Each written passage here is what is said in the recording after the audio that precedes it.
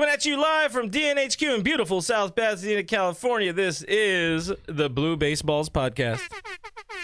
We're not Blue Baseballs. We are Blue Heaven. What is going on, Dodgers Nation? My name is Clint. You can find me as Real FRG on Twitter and Instagram and in your hearts. Always in your hearts. Always number one. You guys can find me at BrookMe3 on Twitter and Instagram. On today's show, we have summer camp to talk about because there's real life baseball games being played. And there are a lot of changes. There's a lot of moving parts. There's a lot of injuries, I guess we're going to call them that. There's a lot to talk about. But more importantly, more important than that even, we need to talk about our favorite National League MVP. My big question is Cody once again wishy-washy? And any OG fans of the show will know about my struggles with Cody and his wishy-washiness. You just had to be around for more than a year and you'll know. That's all the time it takes to find that out. Mookie Betts is already making an impact with more than his bat. He pays attention to things, so we do like that. That he's interested in his baseball club team winning. You kind of want that from your star players. You kind of want them to be good at baseball and want to win. We'll also talk about some projections for the 2020 season. We'll give our personal predictions on awards, on stat lines, on wins, on losses, on sadness, everything in between.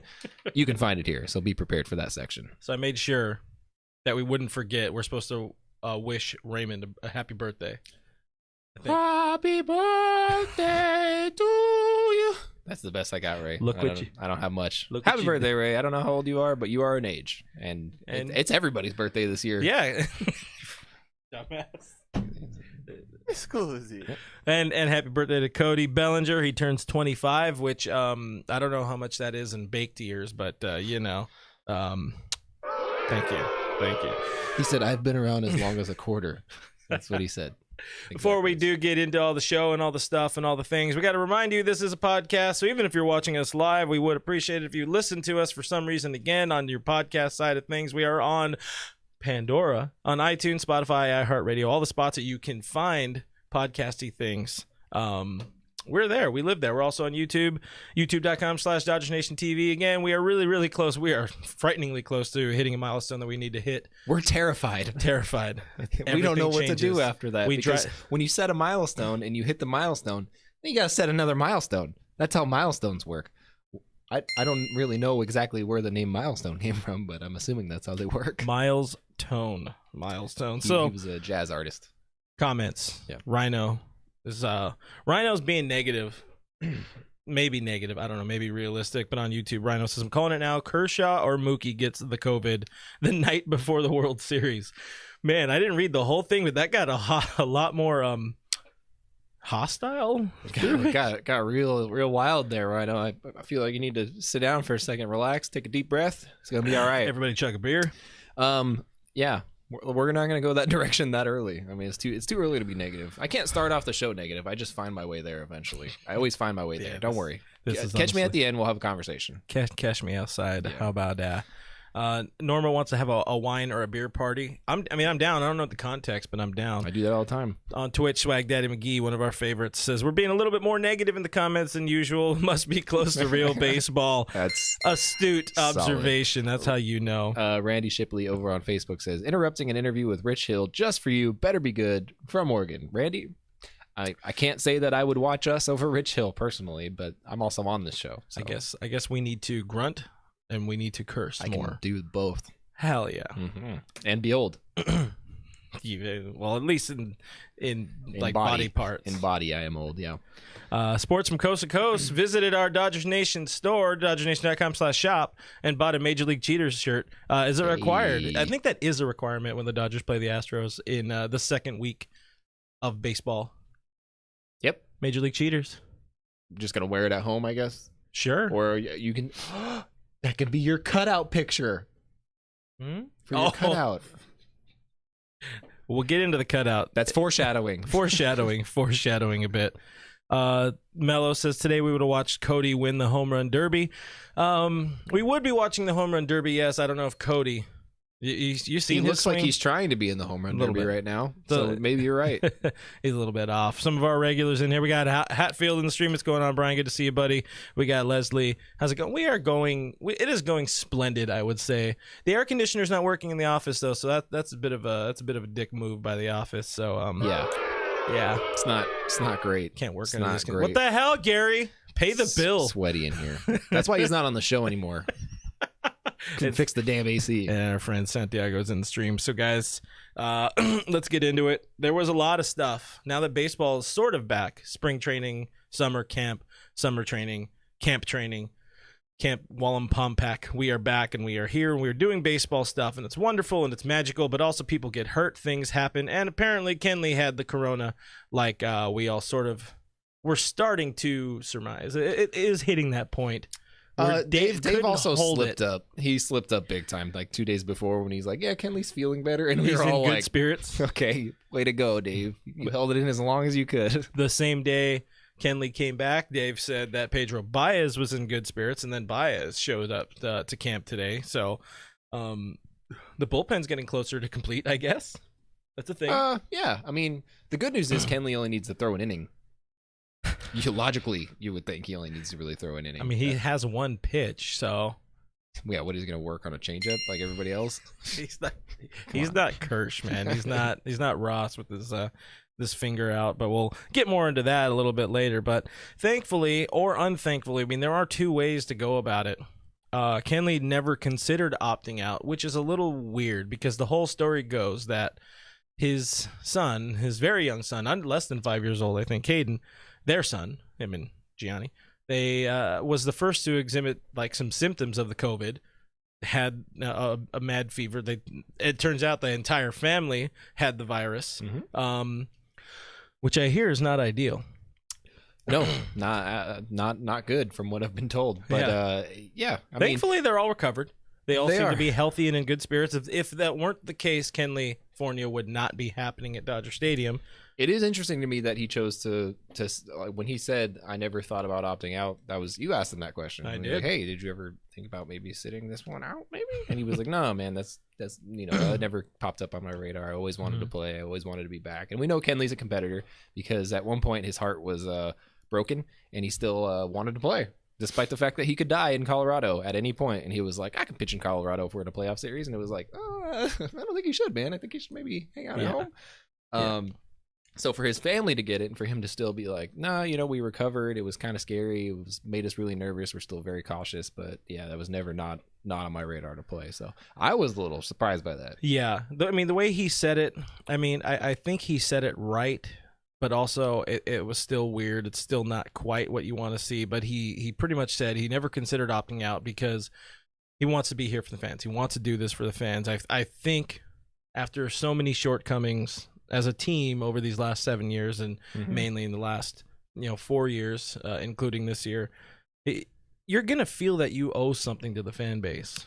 Yeah, and I mean, especially after getting booed off this field a few times last year. Dodgers fans have really dogpiled on the dude since 2017, or since the end of 2017, I should say.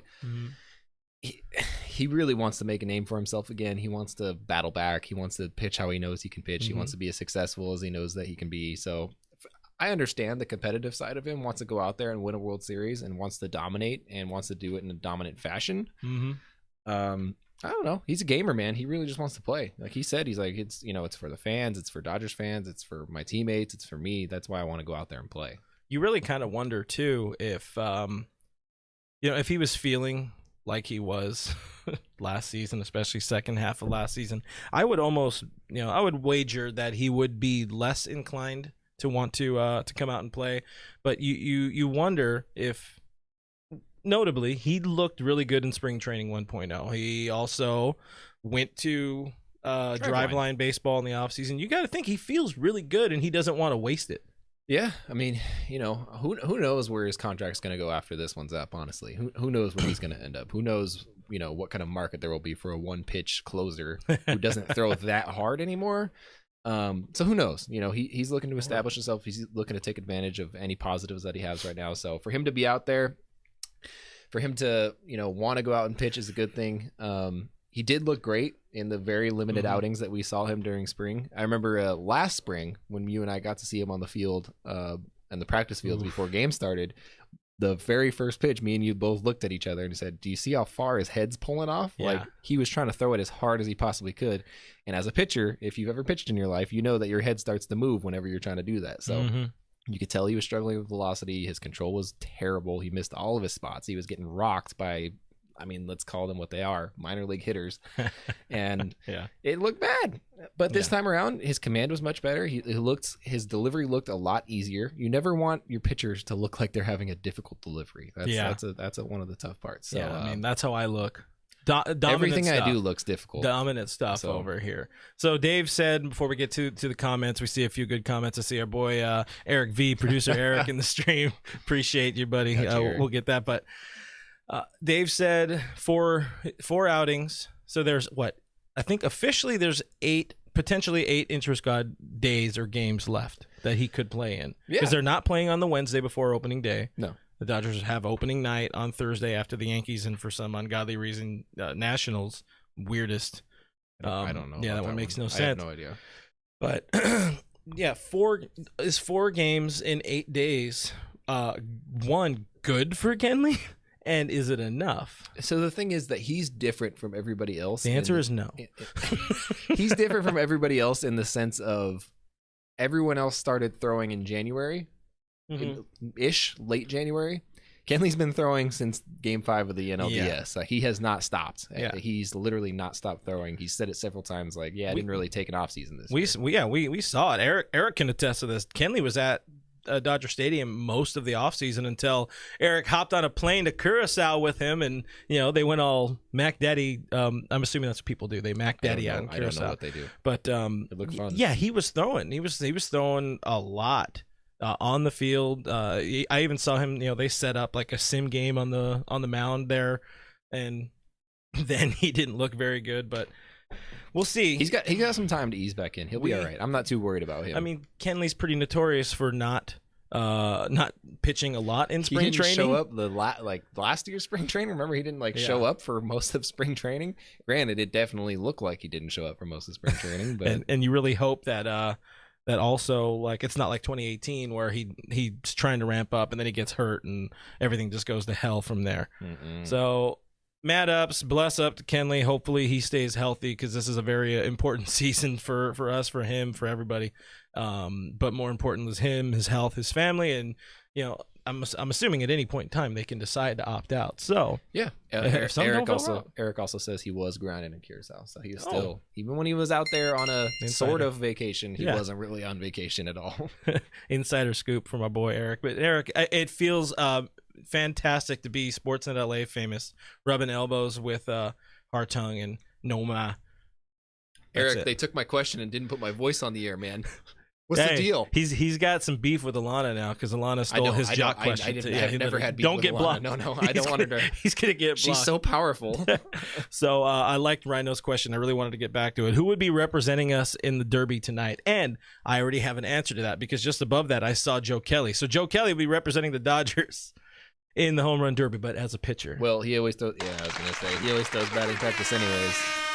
Oh, bless up, Joe. We love you still, even though we're mean to you sometimes. He looked good. He looked good the other day.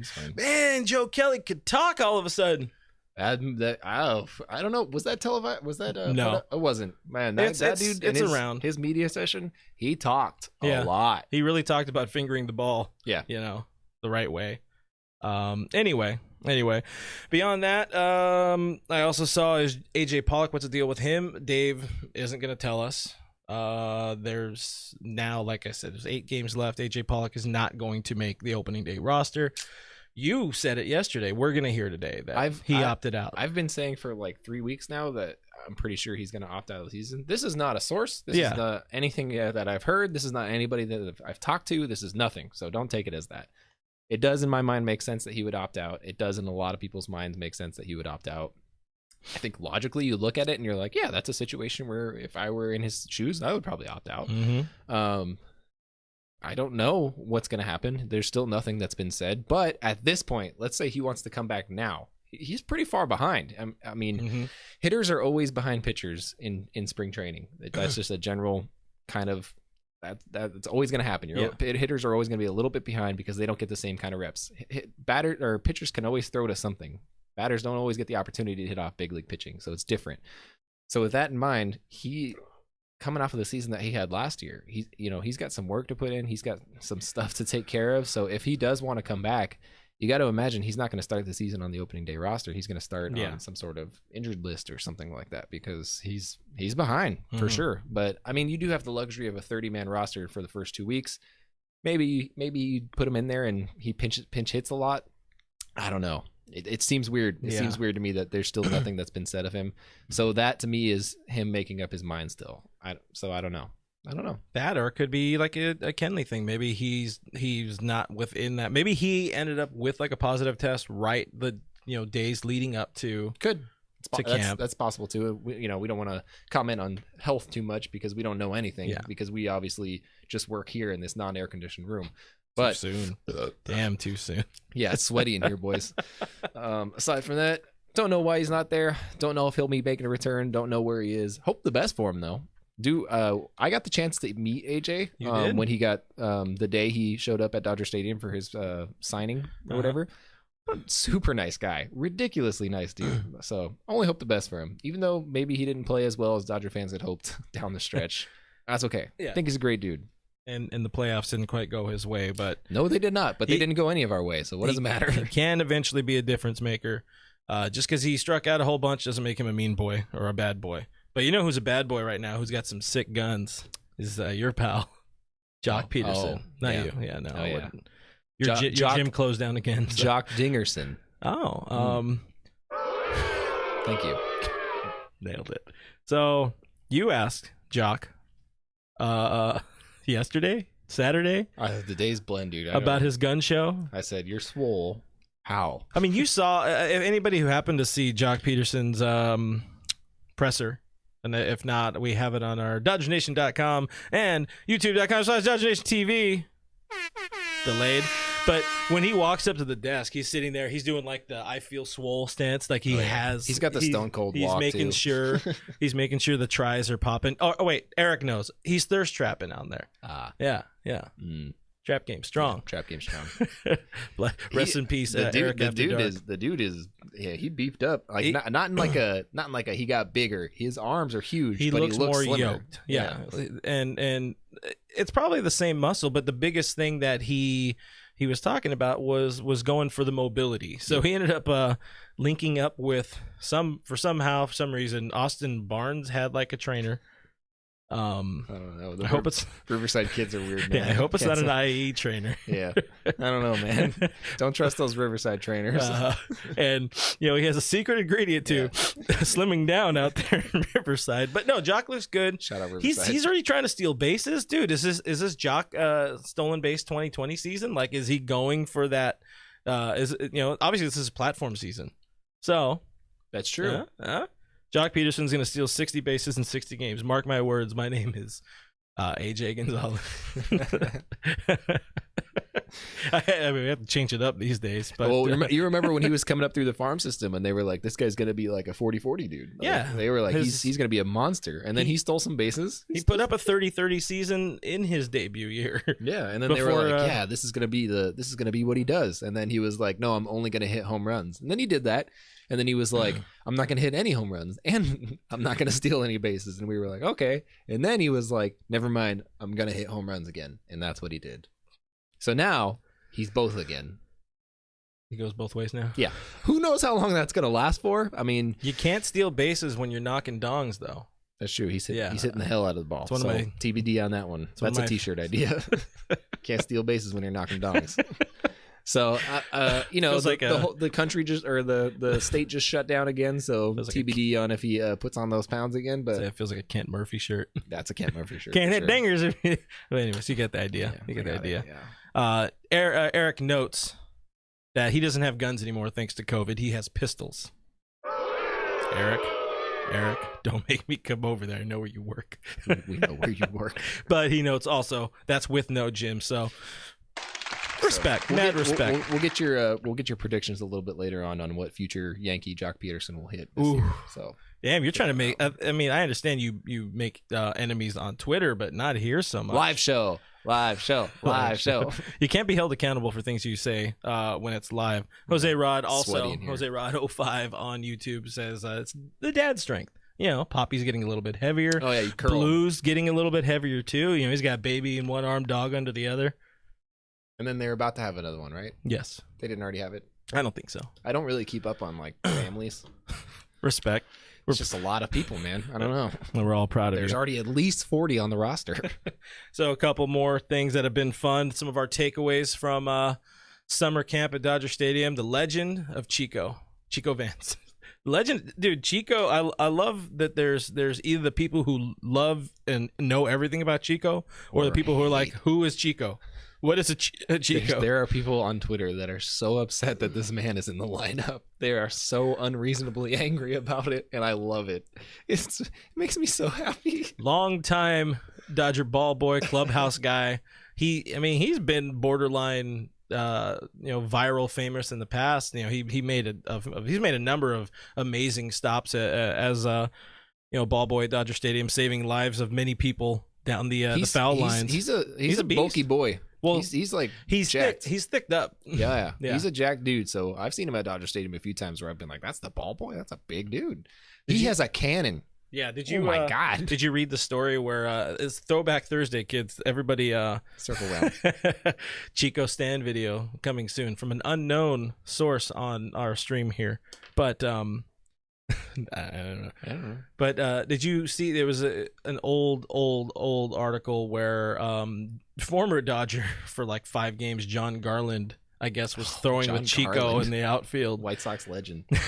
And Garland's like, dude, you have a cannon. Why don't you like try out for the Dodgers? And Chico was like, this guy's just dicking around. Sure enough, he gets a call from Deshaun Watson. Hey, we hear you want to try out. It's like, oh shit. Oh man, but let Chico hit has been a fantastic hashtag. Do you think you don't run on Chico has been my favorite? You think Ross is going to give me a tryout like he promised, or that was a dream? No, yeah, shoot. It was all a dream. I can throw like one really fast ball. So Norma here has the most accurate comp that we can come up with for Chico. Is he the next Raul Mondesi? And the answer is obviously yes. Yeah, I see the Mondi in there. Yeah. The short Mondi. Like 6 inches shorter Mondi. It's okay, Prez 1619 wants to try out for the Dodgers. You know what? We could all try out for the Dodgers. Eric, I'm gonna give you a call. He's still working. Oh, that'll make great video content. I mean, I can't think. We already did that. It was terrible. You know, in that one movie with Marky Mark, whenever they play football. You know the one when they're Eagles? Yeah. Yeah. Okay, that one. You know how like the really bad people try out and it's really entertaining? Yeah. I'll wear a cape. That's all I'm saying, Eric. I like how we're just addressing everything to Eric now. This is Eric's show. This is Blue Eric. Blue Eric after dark. I also think of the episode of It's Always Sunny in Philadelphia. Would you say that too?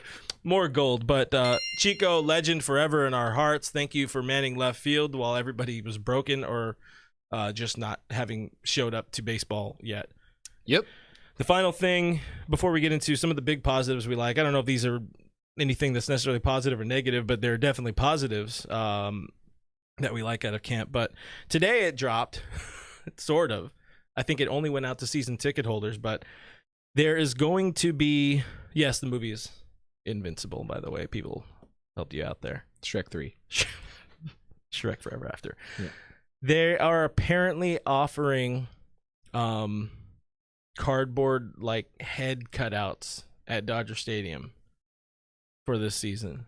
You could put your head on a seat, and it ain't cheap. I already have too big of a head. It's not gonna work out. It's not gonna work out. How much was it? Like too much money? It's a lot. So if you want to be on the Loge level or the field level, it's $149 American. If you want to be in the new home run seats out in the outfield, it is $299 or dugout which club. I do not have. Do you have $299? I don't have $200. I got. Do you think we can go splitsies and they can put half of our face of each? We can get who's guy Danny, the one who made the nice caricatures of us, Danny Duarte. Yeah. We can get that, just have them mesh our heads together. Smash them together and be like, this is what we want it to be. I'll pay. Can we be top deck? Just like, I'm just the guy in like, I want to be amongst the pores out in the sun. Just like one little head. Like when it's the far away angle and Joe's reading like, this game brought to you by 76 gasoline. It's just me. So we want to get your guys' opinion on that a little bit because this was pretty recently that this came out, so it's relatively fresh still, and we got some pretty call them unsavory comments on social media. People are pissed about it. They are not happy about it. It also happens to come on the day that LA was shut down again, which is just not great timing financially for people. So a little bit of poor timing on that one, but obviously the Dodgers couldn't have seen that coming. But it has not gone over well with fans. But to be fair, there's limited spaces, so obviously supply and demand. Yeah. Money makes sense. It does make sense. I'm very curious to know how they handle this because we talked about it before, and I was like, what if it rains? What if there's wind? What if there's earth or fire? Or any of them. What happens? What happens on September 21st? You know. Thanks for stopping by, everybody. This has been the show. I would just like to know how many of you guys would be willing to pay for that service to be at the game spiritually. I don't know. I would like to answer first. I will pay $3, Bob. To sit where? To sit where?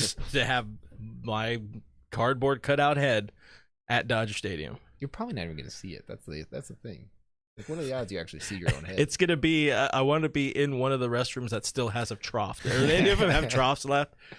How much is it to get my head put up at the Michelada stand? That's what I would like to find out. See, you probably about as much as a Michelada. Stan, you think tank this stuff. I'm talking to you, Stan Kasten. We know Andrew Friedman's a big fan of us. Oh yeah, he wears our shirts. He wears our shirts all the time. That one time. Yeah. That's all that matters. It just takes once. I think he stole it from somebody. Yeah, there's a good chance. TBD on that one. Jessica Beatty probably gave it to him. We definitely didn't have a purchase from him. We don't know. Alexa says, can I pay to put someone else's face in the stands? Ooh. That's interesting. Can you do that? Because what if somebody didn't want that and you put their like dumb face up there, you know? Is that a forever alibi? I guess. Look at that. See, again, think tank this stuff. We're coming up with all the solutions. These are more selling points. I'm a big fan of the stuffed animals in the stands. Yeah, stuffed animals, inflatable cork, sex dolls, whatever it is. Sack of flour with a face on it, whatever. Oh, getting a little up there, man. Flour costs money. I forgot. Yeah, you're right. Jim says he thought about the $149. You get to keep it after the season. You get to keep the $149? No, I think you get to keep your big, your cardboard face. Yeah, it is a good discussion piece, but it is historical. Time, I can just be lie. The only one. You'd be like, I am one of blank amount of people in history to have my face as a cardboard cutout at Dodger Stadium in the middle of a pandemic in which baseball was not able to feature fans for a year. No one else can say that. To be fair, people also. That was the ta-da for pulling something out of your ass. People also pay for much. People pay much more for much stranger things, I would say. Yes. Speaking of much stranger things, friend of the show, Zed. Zed's in the stream here. He says, will someone pay for a Marlins man cutout? I would be willing to pitch in for a Marlins man cutout. And who's front row lady from Marlins man's girlfriend? Marlins man girlfriend from that series. Put all the bobbleheads in the stands that were lost. You remember the old commercials when like the bobbleheads would be sitting in the stands and then Gagne would come in and then the stadium would shake? Yeah, I'm gonna say I don't remember that particular one. Oh, dude, I remember that. Jung. So that's the thing. It's definitely interesting. It's definitely weird. It's going to suck. It's gonna suck. The storyline is gonna keep building. I'm pretty sure it might have a chance of changing. Because, it's an interesting time to be asking that much money for people for cardboard at Dodger games. That's a lot of money, man. I don't know, man. That's a lot of cheddar. Does it come with the Muncie bobblehead? Yeah, you know what? I would do it like if it came with the bobbleheads. Yeah, if it came with like, okay. Yeah, we're talking. Like not all of the bobbleheads. See, once again, maybe Stan, like 2 or 3 of the bobbleheads that I know are already made. Yeah, there can't be that many more. I mean, you're probably not going to have all of those guys next year. All right. Anyways, that's that. We got on along for some takeaways, so let's get into some more takeaways.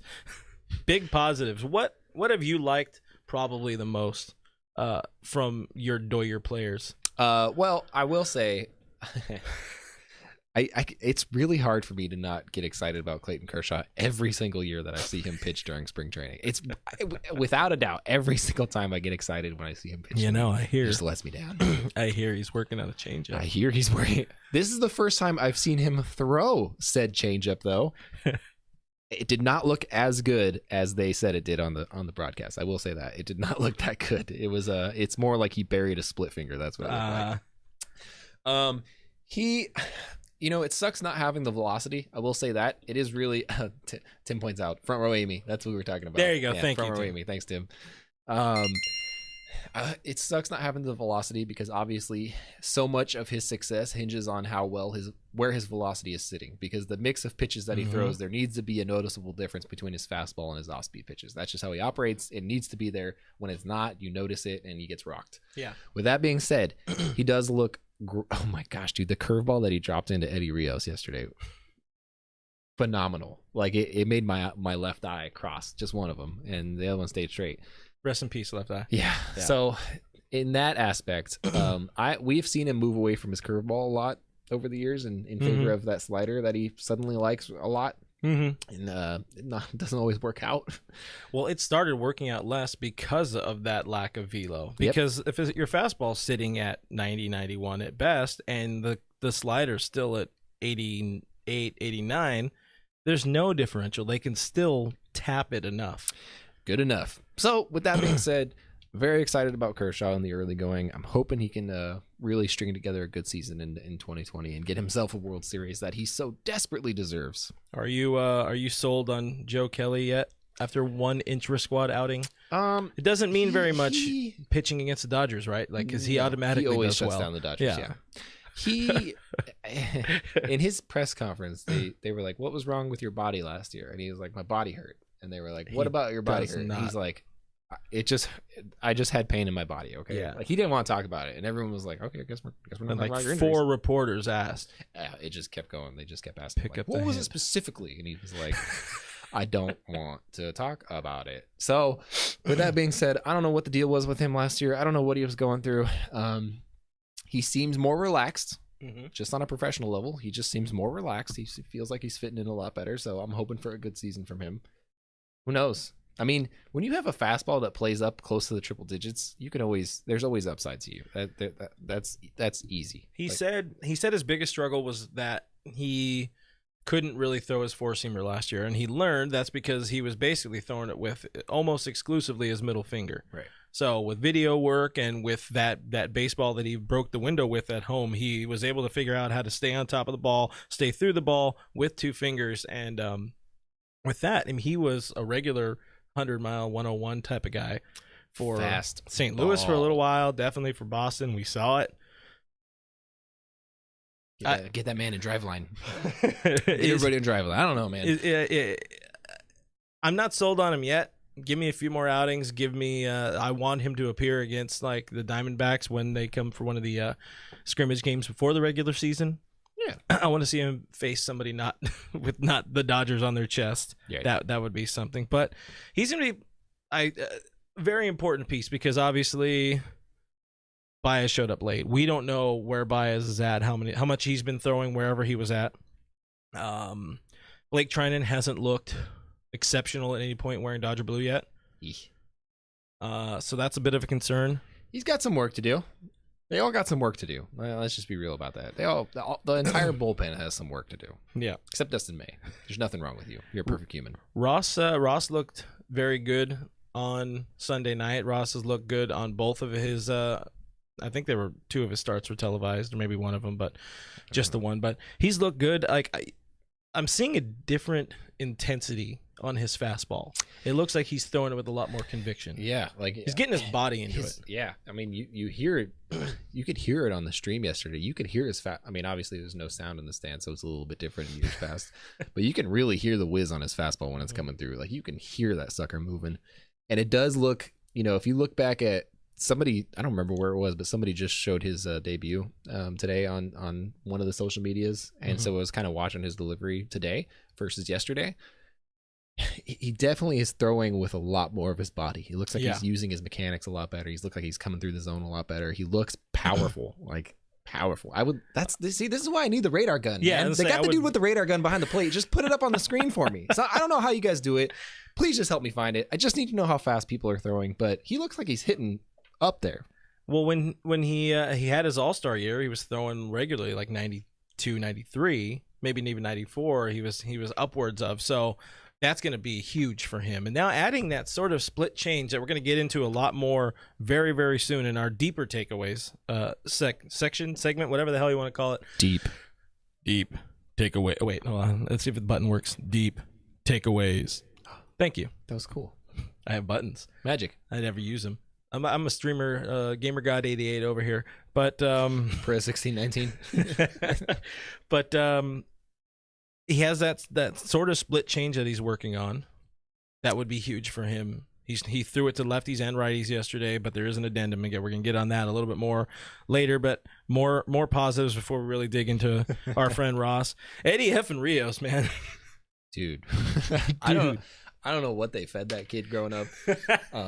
All Big Macs. I think Big Macs and protein powder, not protein shakes, protein powder. He put it on. Ate it. Yeah, he put it in the special sauce. But holy cow, that dude can hit the ball a ton. Like his home runs so far have not been what do you call them? Wall scrapers. No. They have not been wall scrapers. They have been towering drives, magnificently flying through the outfield bleachers, and they are shots. And dude, he hit one off Clayton Kershaw, and I wanted to ask him about that today a little bit, but I also didn't want to make him talk about an established veteran on the team either, so I didn't want to put him in that position. But dude, imagine taking Clayton Kershaw deep when you're he's still a kid. We can call Eddie Rios a kid. Yeah. But dude, he looks locked in, and we talked about it a while ago that the Dodgers were obviously one of the teams who were going to benefit in the National League West from using the universal DH because they're one of the few teams that are actually ready for that. Yes. They don't have to, pull somebody up that's not ready or anything like that to make sure that they fill that void. But Rios probably should have been a major leaguer 2 years ago. Definitely power wise, he's always been there. Defensively is always where the question marks were for him. In his strikeouts. In his presser today, he admitted, I've gotten over the fact that I'm going to strike out. I know that's part of my game, but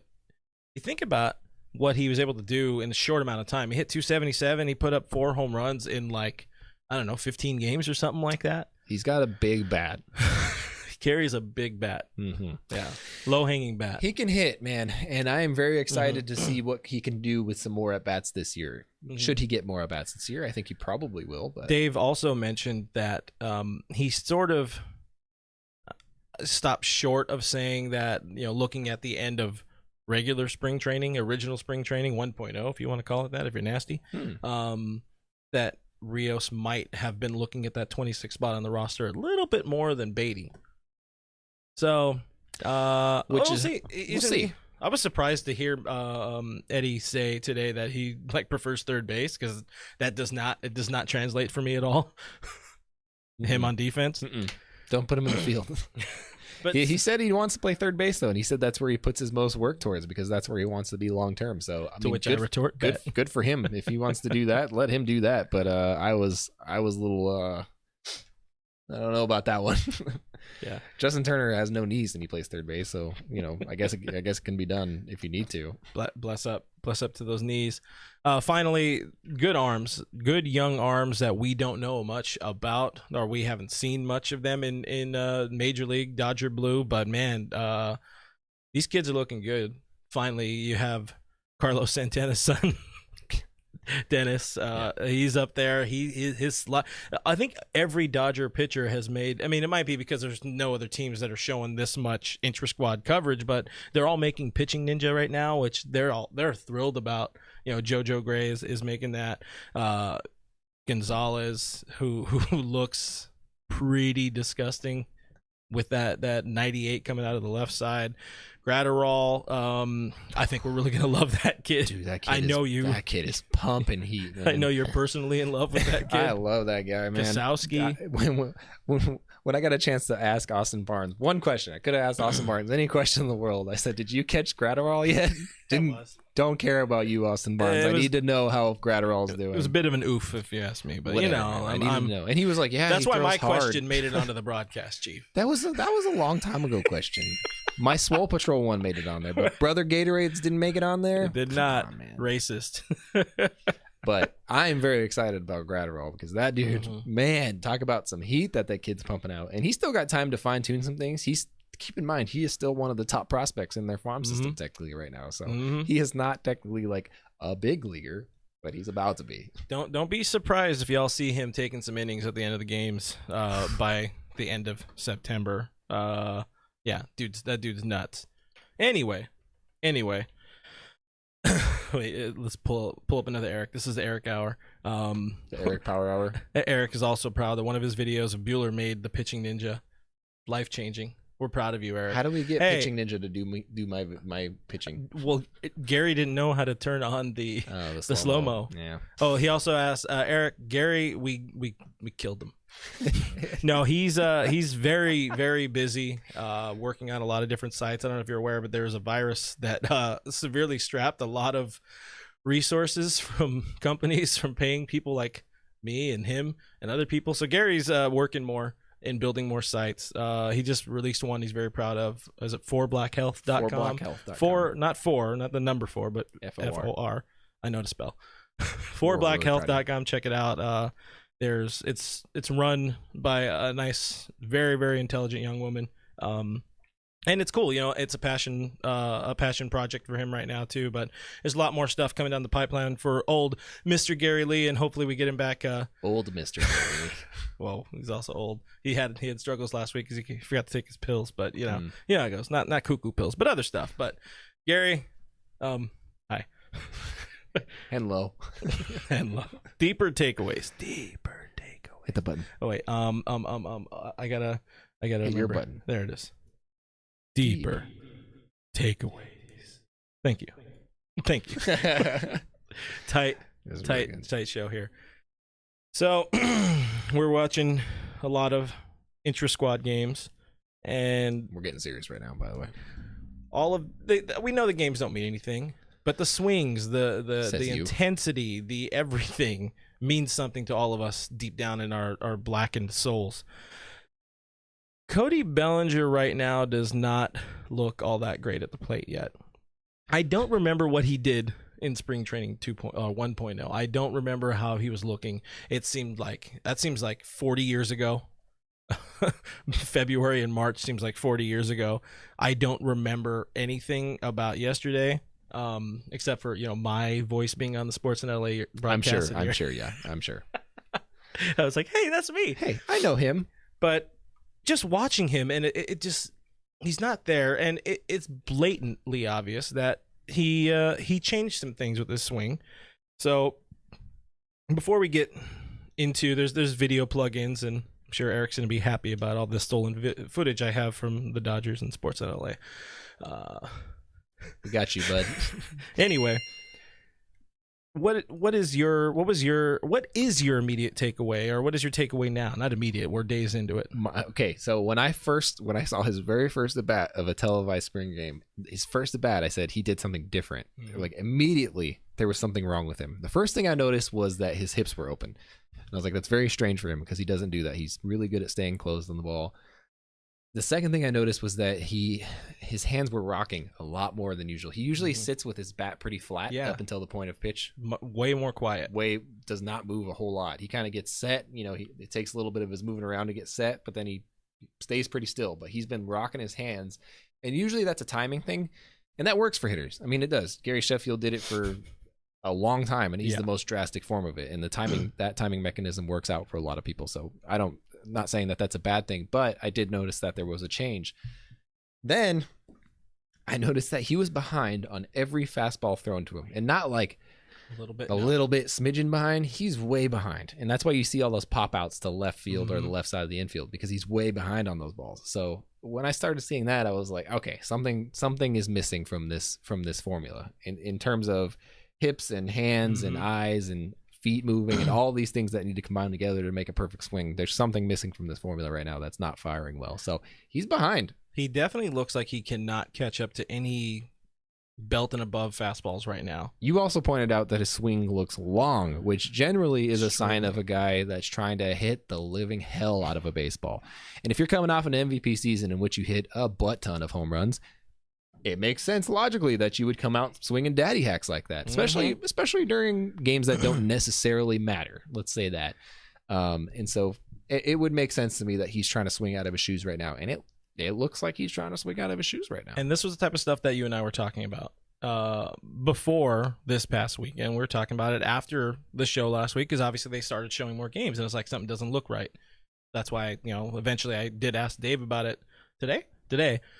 But yesterday, the legend, Whittier native, Nomar Garciaparra. Whittier, bless up, represent. Nomar actually pretty much broke down the same exact thing. We're going to throw some spicy Nomar footage up there. Last year, Cody Bellinger won the MVP, hit 47 home runs. But Nomar, we've noticed a few changes, at least some minor changes with his stance so far this year. Yeah, we look over here. Over here on the left-hand side, you got Cody from last year, and then this is Cody right now. You can see the front hip. The front hip's a little bit closed over there from last year. He's kind of opening that. That's going to allow him to clear his hips. But when you clear your hips, it doesn't mean your front shoulder goes with your hips. So he's even closing that as well. So that's going to keep you staying on the ball and then be able to keep driving it. It doesn't look like a very good swing. No, I mean, I don't have a very good swing, so I can't really comment too much on it. But he definitely looks slower. It looks like he's not firing everything off at once. Sectional. This was my big problem with Cody in 2018. Anybody who was around for Blue Heaven in 2018 knows I gave him hell for almost all season. He also, after the 2018 season, predicted that in the 2019 season that he would spend some time at AAA. I said there's a good chance that maybe there's a possibility. Just FYI. He got roasted by a KTLA reporter who didn't know anything about baseball too. Hey, you know what? So I was the opposite of an MVP prediction. What have you done with you haven't even been on a sports network. That's a good point. You're correct. That is a good point. Except I knew something would be hugely different for his season. You're right. Yeah, you just went the wrong direction. But 2018 was so bad for Cody. It was still a good year. He still doinked, as we say. It was 26, 28 home runs. Not a bad sophomore follow-up, but his swing looks sectional. There's two parts. His hips and his ass are going one way, and his hands and his shoulders are going the other way. And that's why then that's how I dance. White boy dance. And that's why then I used to say he was hugely wishy-washy. There was swing. That was my way of saying it, because like here's wish, here's wash. But anyways, it looks weird. It looks weird. A lot of letters and numbers says the swing looks fine. Armchair scouts may say differently. Hello, and armchair scouts. Hashtag not a scout. Hello. But Mello says Henlo and NLCS MVP. Yeah, but he didn't have he hit like 170 to win that MVP. He just had a walk off and a big home run.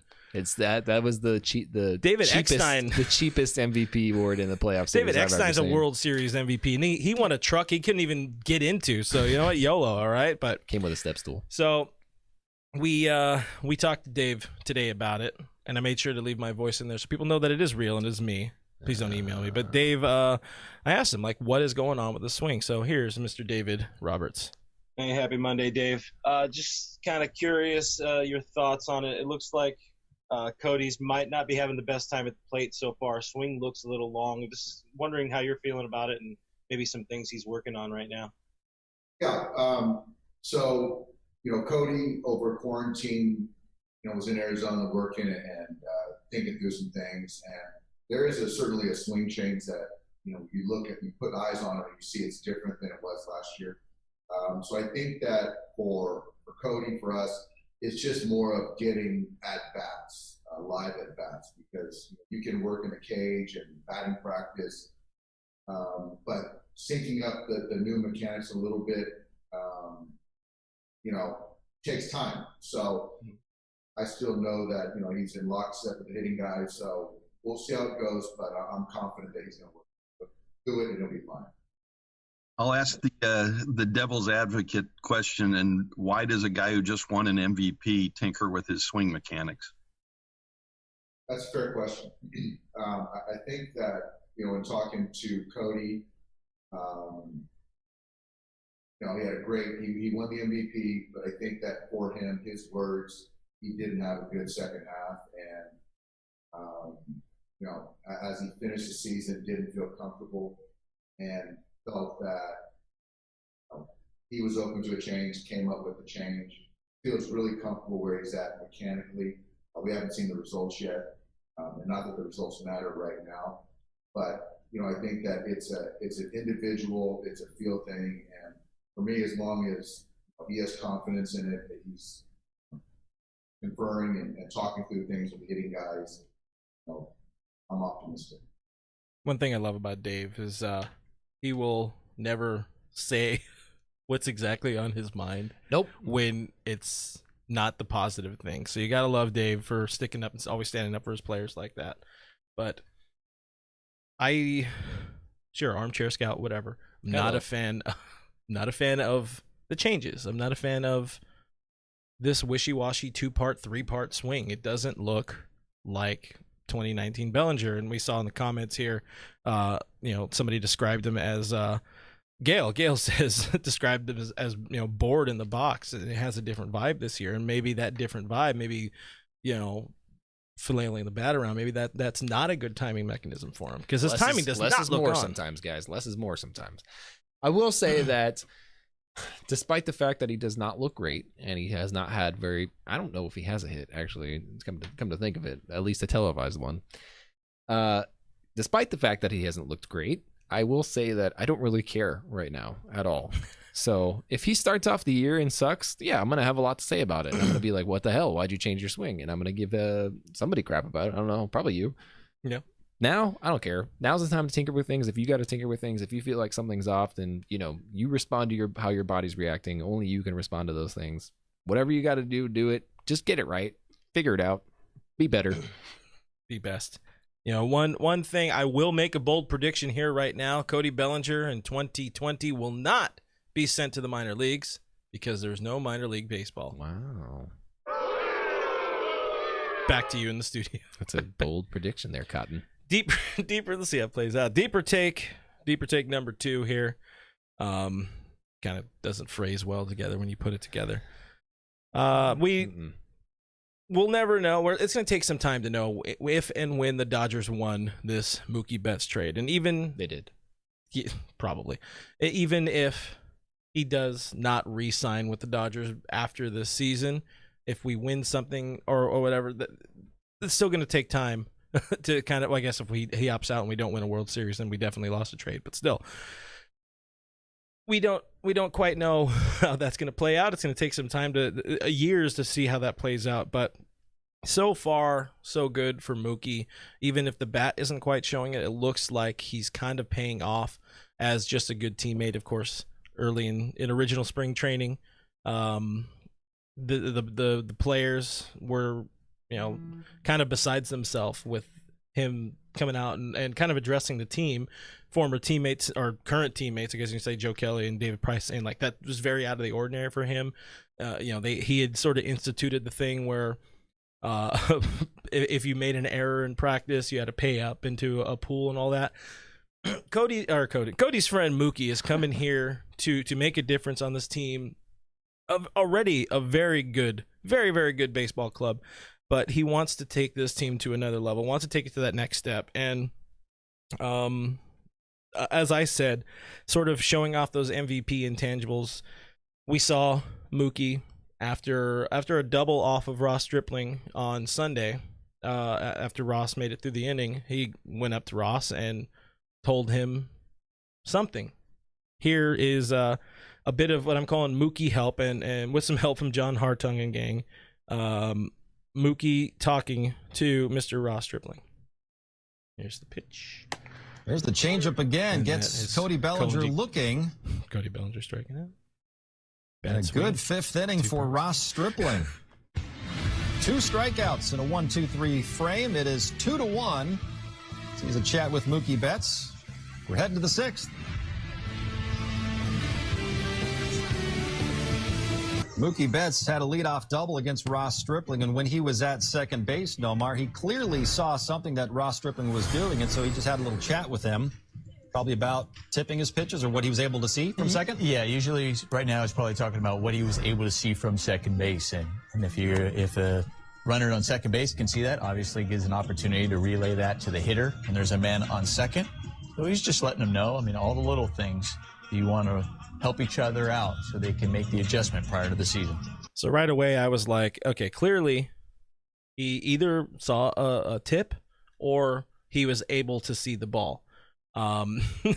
Frank Lopez coming in hot with the quote of "Here's how we beat you 2 years ago." That was one thing. My Mrs. FRG got mad at me for saying, like I was even telling you, like we should title the article, here's Cody Bellinger, or here's Mookie Betts bringing his sign-stealing ways, in jest, but bringing his sign-stealing ways to the Dodgers. But he saw something, and right away he wanted to make sure that Ross knew. So we didn't know. I forgot to ask Dave about it. So I went to the source. I went ahead and asked our friend, Mr. Ross Stripling, about it, and Strip told me here that Mookie said he could see pinky flare on the changeup, and we know Ross is working on that changeup a lot, so he can see pinky flare on my changeup from second base. You can see my glove as he ended up taking the lead there. So stop flailing my pinky or change it on every pitch.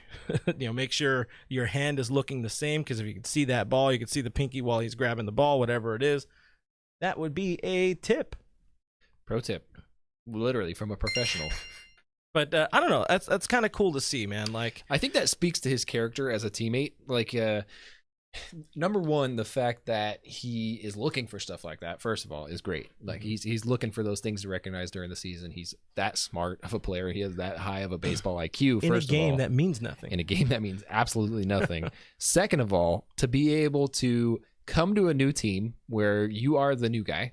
I mean, he is the new guy, even though he is a superstar player and an MVP winner. He is the new guy. Mm-hmm. And to go to a guy who's been on the team for 6 years now almost and say, hey, I saw something in what you were doing and it's wrong and it's going to get you hit a lot during the season. I mean, to be that bold and that good of a teammate, to not be shy about it and be like, hey, like, by the way, like, here's what I can see. And yeah. I'm sure Ross is like, dude, like that's gonna save my life during the season. Like, if he hadn't told him that, who knows who picks up on it? Maybe nobody picks up on it the rest of the year. Yeah, so that, I mean, again, really cool to see. Like what Santiago says here, team player, you love to see it. I definitely wouldn't be overly vocal to even with, if I have the stature and the numbers on the back of my baseball card like Mookie does, I would not feel comfortable doing that. Like immediately after the fact in this intra-squad game, going up to a veteran on the team you just joined and being like, hey, bro, this is what you're doing wrong, or this is what I'm seeing. So I don't like to tell people how to do their job. So big ups to Mookie Betts for being a good dude, for helping out the team, being part of the cause, and helping our good friend Mr. Ross, fifth starter, Stripling. Should have did there. Yeah, should have did I there. like that a lot. I like it. All right, guys, to wrap it up, obviously we went on long. There's baseball, and God damn, does it feel good to talk about baseball. 2020 predictions. We're not going to get overly deep into this because, it's just pulling numbers out of a hat, literally. Unless you have numbers. I'm wearing. There are several. Team wins. How many wins do the 2020 Los Angeles Dodgers pick up in a 60-game season? Total team wins? Total team wins. We sat on that 38 number for a while. I'm going to sit on it still. I'm okay with it. I feel like they're going to have a slow start and probably figure it out. Sounds like the Dodgers. Does that get them their 8th consecutive division title? Oh, easily, yeah. Okay. Easily. Not even close. The teams in the West are so bad. Fair. I feel like the AL West is going to dominate the NL West. You're going 38. I'm feeling closer to maybe. I'm going to say I'll go the lower side. I'll say 34. It sort of worked for us. It wouldn't be a normal duo of guesses and predictions of us if you didn't go lower than me. Yeah, that's how we work, and then they find a way to eclipse us greatly. Both of us. Yeah. It's teamwork. We know what we're doing. We did this. We got some in the comments here. Norma says 45. Max effort. Plus name, friend of Max Power on YouTube. Eric said my voice is going to be on Sportsnet LA. Hey, you let him ask a good question first, damn it. Eric, make me a star. Please. Put his name bubble on there. I gotta get out of this non-air conditioned room. I hate that your Zoom says Brooks. Fix it. No, it's like kind of my name, but not really my name. I'll make it like yours, where I put my email. Just there you go. Yeah, be flashy. It makes you more professional. I wanted to be like Jorge Castillo at LA Times. We got plus 40 from Coop Life VQ. We got 54 and 6. Jose Rod did all the math, and that is an incredible season. Jose, just Kathy says 45, and Dodger Rebel says Brooks' mustache is this year's NL MVP. That boo is on behalf of Mrs. Brooke. It's picking up more support though. The momentum is gaining. Oh, not from her. Frank says 61 and 1. Hey, big ups to our boy Frank. He knows what's 61 and -1. Oh, 60. Wait. Oh, okay. Sir, have you been drinking? Let's see. Pizza Money is closed, man. Pizza Money is closed. 35 wins, 42 and 18 from our boy Hamill. 48 wins. Rick Bobby Trujillo agrees with you. Yeah, whatever. I said 38, dog. I didn't say 48. Oh, I don't know. I don't even. Did I say 38? What did I say? Yeah, you said 38 because I said 34. I said 38 and 22. That's what I said, right? Sure. Yeah. You let us know in the comments below still what Brooke just said. See, and this is what's great. This is the type of stuff that I love about like daily talk, sports talk radio. They just say things and then they go home, and then they didn't used to have the internet where they would get called out for their shit. So I don't think about this stuff anymore after I say it. So I'm glad you guys are thinking for me. Home run leader on the team. So Alex Wood and Cody Bellinger. Bellinger just said, okay, I'll go with what Woody said. But Alex Wood said that the baseball leader will have 17 home runs. To me, that feels a little low.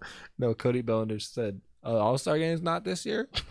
I thought we were doing the home run derby right now. This year. And they said, no, Cody, it got canceled. He goes, that's a bummer. I thought it was next year, too.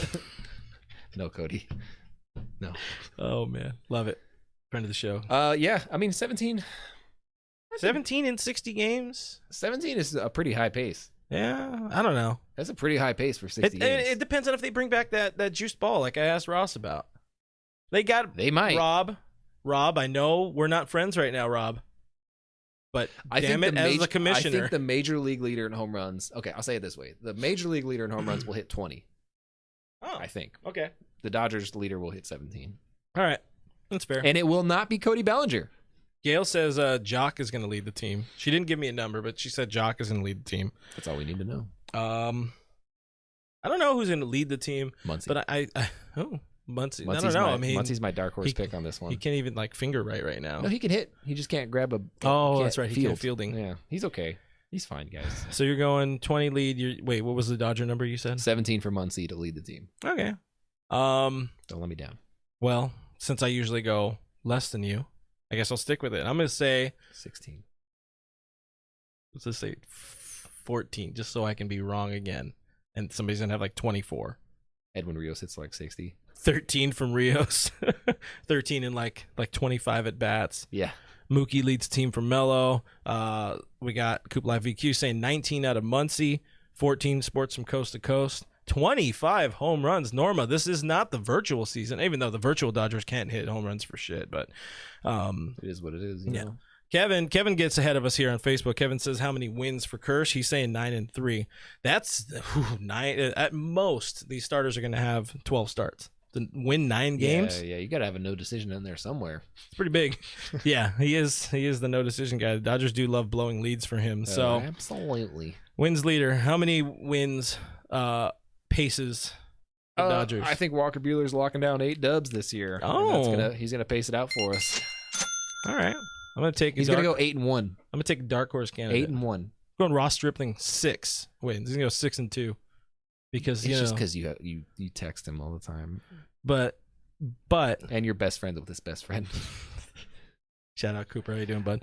Yeah, it just that seems to.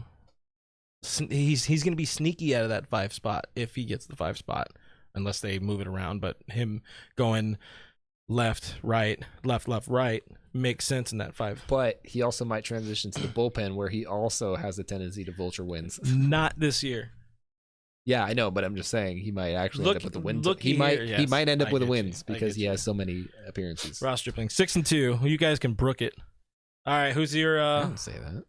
Who's your National League? No, I said it. Who's your National League most valuable player in 2020? NL MVP overall? I mean, it's not a Dodger. I'll say that. Is that okay? Am I allowed to say that? Sure. Is that allowed? Sure. I think Yelich probably takes it home pretty easily in a 60-game season. I don't like it. I mean, it's fair. I don't want it. I'm actually going to steal perfectly timed. I'm going to steal Cooper Searles over on Big Swing Podcast. Acuna. Acuna.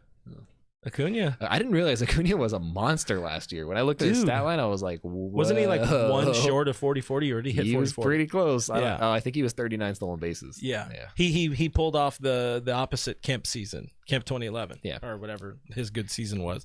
Acuna is going to be a beast, especially win the MVP. Especially when he has to carry the team that much more. There's no Markakis now. I don't know what else is going on with that team. Freddie Freeman's probably going to miss the first few games. Is Brian McCann still alive? No, thank God.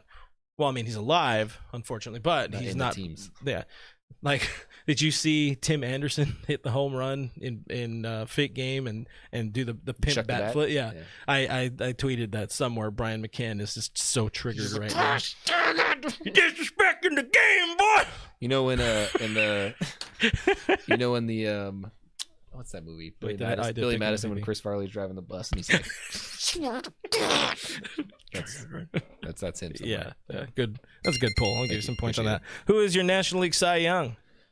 Whoo. For I'm not gonna say Ross. Oh, I gotta go Jack Flaherty, dude. He's really coward. He's really picked up some steam for me on Twitter, dude. Yeah, I mean, some of his tweets have just been so beautiful that I'm just like, I don't like any Cardinal ever. I actually really don't like Mark McGwire. I think he's a terrible human being. Despite the fact that he was part of the Dodgers coaching staff for a little while. I think that guy sucks. Yeah.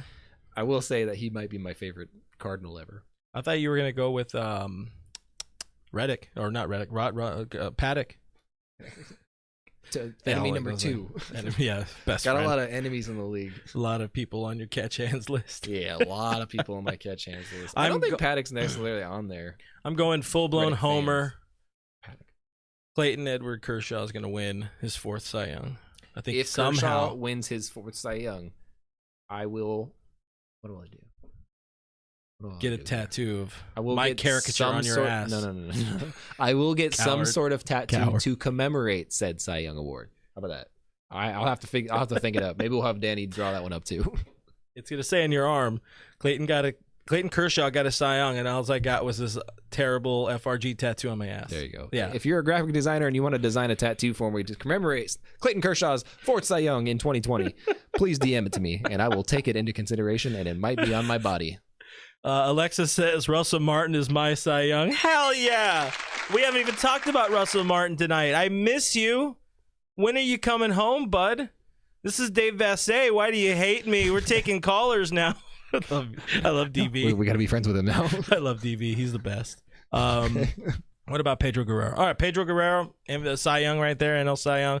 We got a couple Walker Buehlers from Hamill and Santiago. So some good pulls. I mean, Bueller's got to be right out there with Flaherty if we're not being homers. I think like those guys come into competition with each other. I think they end up being the final 2, like 1 and 2 respectively, and it's close. Fair. Is that okay? Did I do better? People always, it's funny. People. First of all, he called me broke.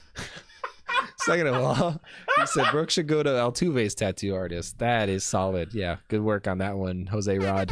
That's a good one. Follow up, though. Very shy. In a lot of our podcast reviews, people call us homers a lot, and I feel like we actually go pretty opposite of that fairly often. Well, those were the Kevin days. Oh, but those are pretty recent reviews. They're like 2019. So what you're saying is people need to review us more. Like and subscribe.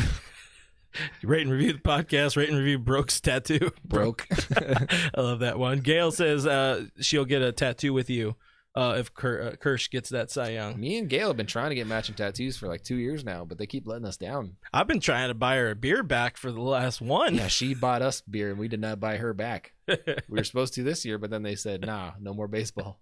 We got strike 2. We got Brookie. Still spelled my name wrong, dude. One last note. I really wanted to talk about this before we leave. We didn't even need to have any follow-up with it, but dude, Yasiel, take the goddamn job in Baltimore. If they offered you a contract, Puig, take the job. You need to play baseball again next year. It'll be like when Vlad Guerrero went to Baltimore. Yeah. They liked him out there. He was good. He hit some bombs out there. Yasiel Puig would instantly. There are very few rosters that you can sign a guy a week before games-ish, and he's automatically your best player. That does never, ever happen. And he is automatically the best player on their team by a landslide. The Orioles are bad. Very That's bad. all I can really say about that. But I don't know. It looks like we made it because Jose Rod nailed it. He got Brook spelled correctly. Appreciate it, pal. Difficult name. There's a lot of vowels. I don't know. That's what she said. I don't use that button very much. Anyways, guys, this has been fun talking about baseball. We hope you learned something. Thanks for making it to the end.